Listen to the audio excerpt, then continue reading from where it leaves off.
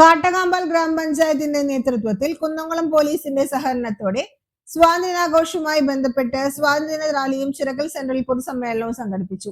ചിറക്കൽ സെന്ററിൽ നടന്ന പൊതുസമ്മേളനത്തിന്റെ ഉദ്ഘാടനം കാട്ടകാമ്പാൽ ഗ്രാമപഞ്ചായത്ത് പ്രസിഡന്റ് കെ ജയശങ്കർ നിർവഹിച്ചു. പഞ്ചായത്ത് വൈസ് പ്രസിഡന്റ് മിനി അയ്പ അധ്യക്ഷത വഹിച്ചു. ജില്ലാ panchayat member A V Prashanth master മുഖ്യാതിഥിയായിരുന്നു.